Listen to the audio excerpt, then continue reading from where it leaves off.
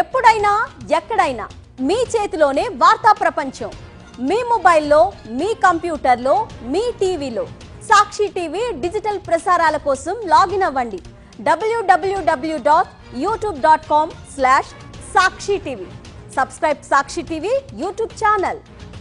South లో మరో crazy combination set అయిందా? ఇటు యష్ అటు అనిరుద్ ఇద్దరు చేతులు కలపబోతున్నారా?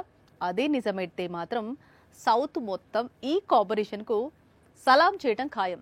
ఒకవైపు రాకీ భాయ్, మరోసారి రాక్ స్టార్ ఇద్దరు కలిస్తే మాత్రం థియేటర్స్ దద్దరిల్లిపోవడం ఖాయం. కటౌట్ కు తగ్గట్లు బీట్స్ వినిపిస్తేనే థియేటర్స్ ఊగిపోతాయి. ఈ విషయాన్ని 2 సార్లు చూశాడు యష్.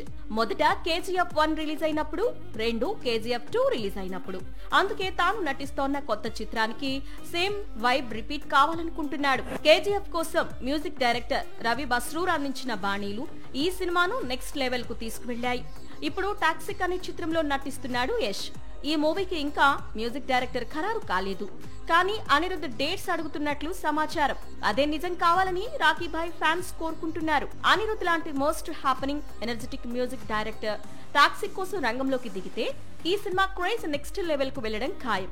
కేవలం తన ట్యూన్స్ తో కోలీవుడ్ మూవీస్ కు పాన్ ఇండియా వైడ్ గా క్రేజ్ తీసుకొస్తున్నాడు అనిరుద్.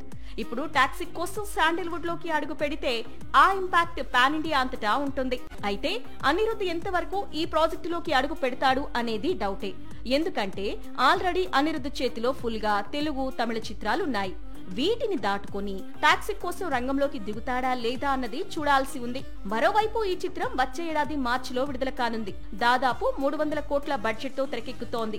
గీతూ మోహన్ దాస్ తెరకెక్కిస్తోంది. నయనతార సిస్టర్ రోల్ చేస్తోంది. కియారా హీరోయిన్ గా కనిపించబోతోంది.